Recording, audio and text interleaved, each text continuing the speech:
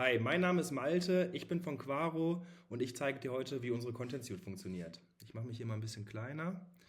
So, genau. Also ein Content-Projekt besteht bei uns immer aus einem Briefing mit allen wichtigen Informationen, einem Content-Editor mit KI-Anbindung, wo ich direkt prüfen kann, wie SEO-fähig ist mein Text, einer Wettbewerbsanalyse und einer qualitativen Inhaltsanalyse, sprich einer WDF-IDF-Analyse. Diese ganzen Daten zu sammeln in meinem Projekt, komme ich, wenn ich ein neues Projekt erstelle, in so ein Setup rein. Dieses Setup besteht aus 6 Schritten und die erste Entscheidung, die ich tätigen muss, ist, möchte ich neuen Content erstellen oder möchte ich existierenden Content optimieren. Der einzige Unterschied hierbei ist, dass ich hier direkt eine Referenz-URL angeben kann, die für die Wettbewerbs- und die WDF-IDF-Analyse schon mal ausgelesen werden kann. Der Prozess dahinter ist aber derselbe. Das heißt, wir erstellen jetzt neuen Content. Ich möchte einen Ratgeber über Laminatverlegen schreiben. Das heißt, ich habe jetzt hier schon meinen Titel, den kann ich eingeben.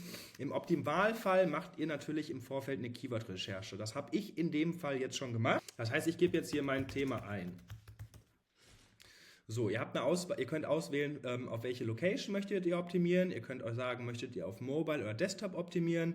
Und hier könnt auch schon eine Vorauswahl an Wettbewerbern treffen, die ihr dann analysieren möchtet.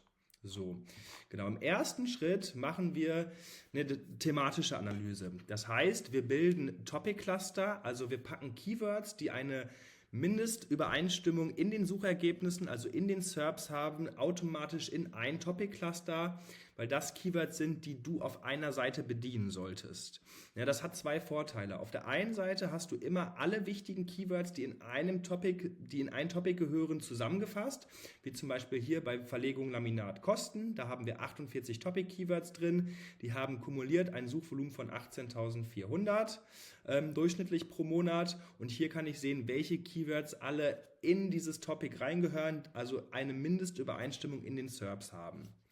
Der zweite Vorteil ist natürlich, dass ich hier einen direkten Überblick über Unterthemen habe. Das heißt, ich kann zeitsparend zusammenhängende Content-Projekte planen. Ich habe zum Beispiel hier Laminat verlegen. Welche Richtung Laminat verlegen, das ist schon ein bisschen spezifischer, das ist anscheinend auch ein Thema. Ich möchte ja aber eher so einen Ratgeber, eine Anleitung schreiben. Das heißt, ich habe jetzt hier bei Laminat verlegen zum Beispiel auch Laminat verlegen Anleitung, Laminat verlegen. Das heißt, das passt zu dem, was ich schreiben möchte. Hätte jetzt hier aber auch noch verschiedene weitere Themen, über die ich ein Content-Projekt erstellen kann.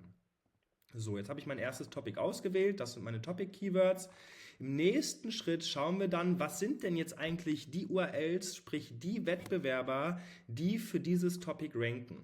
Wir haben insgesamt 15 Wettbewerber identifiziert. Die Top 10 haben wir per Default vorausgewählt, weil wir das hier in dem Setup schon so angeklickt haben. Hier habe ich natürlich die Möglichkeit, auch manuell Wettbewerber abzuwählen, auszuwählen, weniger Wettbewerber mitzunehmen oder auch manuell Wettbewerber einzugeben. Hier in diesem Beispiel sieht das aber alles schon sehr, sehr gut aus. Das heißt, vom Wettbewerb passt das schon sehr, sehr gut. Das heißt, im nächsten Schritt kommen wir dann zu den Termen. Das heißt, wir lesen jetzt den kompletten Main-Content der ausgewählten Wettbewerber aus, euch die wichtigsten Terme anzuzeigen, die der Content-Beitrag enthalten muss, um am Ende für unsere Topic-Keywords gefunden zu werden. So, genau, wir haben jetzt 992 Keywords identifiziert, über die der ausgewählte Wettbewerb schreibt. Und die Info, die wir jetzt hier rausziehen, ist, dass wir zum Beispiel das Keyword verlege, also verlege, verlegen, Verlegung, also Synonyme werden automatisch miterkannt, hat eine Relevanz von 96%, kommt auf 100% der ausgewählten URLs vor und wird vom Wettbewerb in Title und Description verwendet. Und darüber hinaus haben wir noch die Info, dass dieses Keyword im Durchschnitt über alle ausgewählte Wettbewerber 47 Mal verwendet wird. Per Default haben wir immer die Top 20 Keywords vorausgewählt, weil wir wollen ja am Ende auch einen holistischen Text erstellen, der umfassend über das Thema informiert.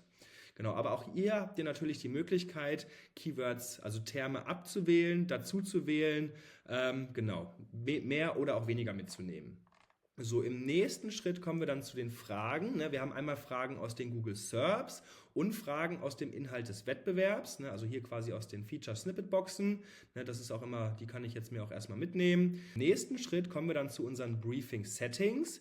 Ne, wir haben so ein paar Default-Werte. Wir haben jetzt zum Beispiel 1986 Wörter, weil unsere durchschnittliche Textlänge der Wettbewerber 1986 Wörter sind. Das heißt, jetzt haben wir schon mal eine erste Richtung, wie lang soll der Text eigentlich werden, ne, womit sind wir noch wettbewerbsfähig. Dann haben wir hier eine Info über die Term-Usage, also die Keyword-Usage. Dieser Wert beschreibt im Prinzip, wie optimiert möchte ich meinen Text im Verhältnis zu meinem ausgewählten Wettbewerb haben. Auch diesen Wert kann man anpassen. Wir haben Infos über die Lesbarkeit, das ist natürlich abhängig der eigenen Zielgruppe.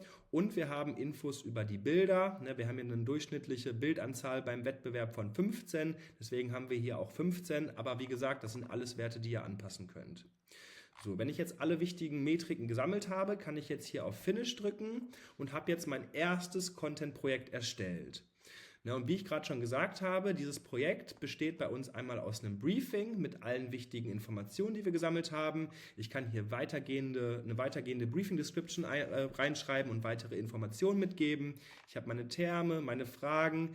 Über Headlines habe ich die Möglichkeit hier, ich schiebe mich mal zur Seite kurz, manuell eine Gliederung einzupflegen. Das heißt, ich kann hier reingehen, meine Haarstruktur verändern und die Überschrift eingeben, oder ich kann hier über unsere AI mir verschiedene Gliederungsvarianten ausgeben lassen. Das zeige ich gleich aber auch nochmal.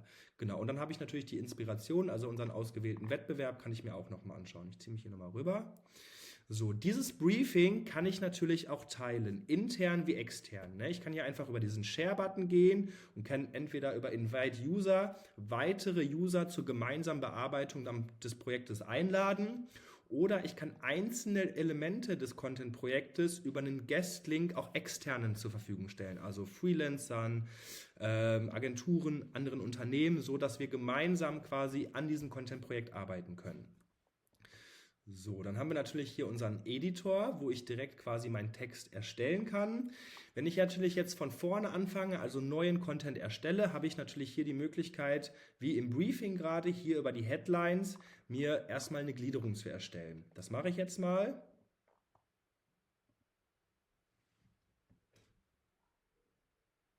So, jetzt habe ich hier zwei Varianten, einmal eine längere und einmal eine etwas, die ist auch deutlich sogar noch länger, also zwei verschiedene Gliederungsvarianten, da kann ich mich dann einfach für eine entscheiden, das heißt, ich kann mir die jetzt hier einfach reinspeichern und auch selbst hier kann ich natürlich nochmal reingehen und die nachträglich bearbeiten, meine Haarstruktur ändern, genau. Aber das Coole ist, wenn ich diese Gliederung jetzt einmal erstellt habe, kann ich die einfach in dem richtigen Format einfach in meinen Editor reinpasten und habe jetzt hier die Möglichkeit, entweder manuell eine Einleitung zu schreiben, Text zu erstellen, kann aber auch unseren AI-Writer nutzen.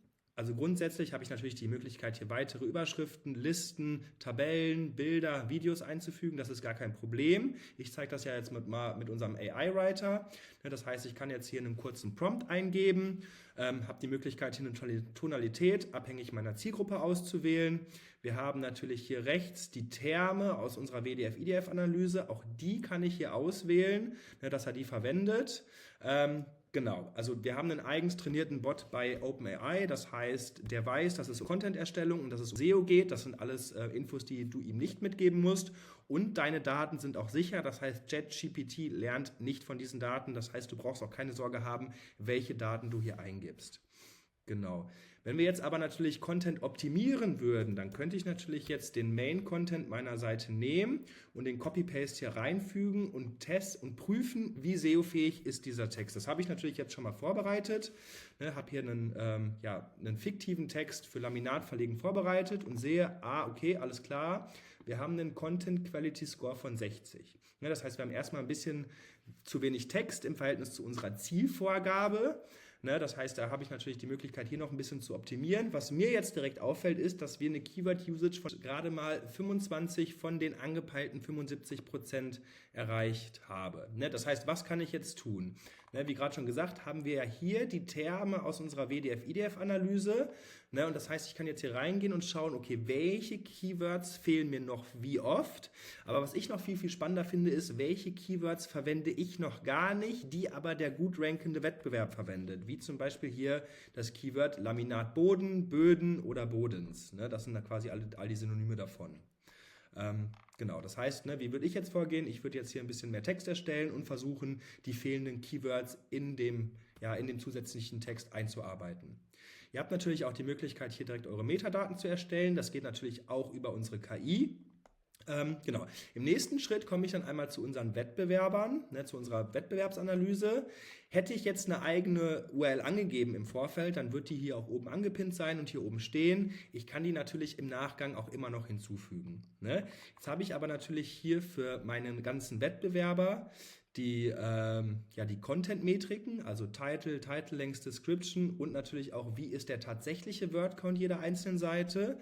Ne, ich habe Infos über PageRank und DomainRank, also über die Backlink-Struktur der Seite.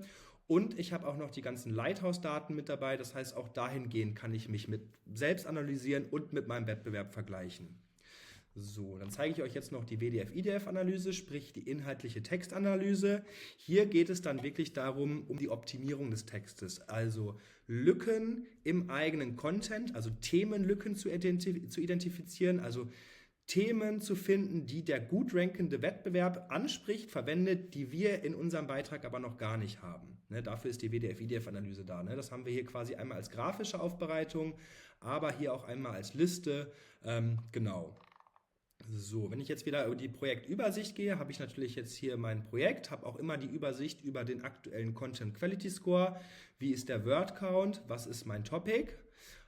Und habe natürlich hier auch noch die Möglichkeit, diesen ganzen Prozess der Content-Erstellung in einem Workflow abzubilden. Ne, das heißt, ich habe hier die Möglichkeit von Briefing-Erstellung bis Publishing, mir die Aufgaben zu verteilen. Ich kann eigene Aufgaben erstellen, kann Fälligkeitsdaten einstellen und kann verantwortliche Personen zuordnen und alles mit automatischer E-Mail-Benachrichtigung.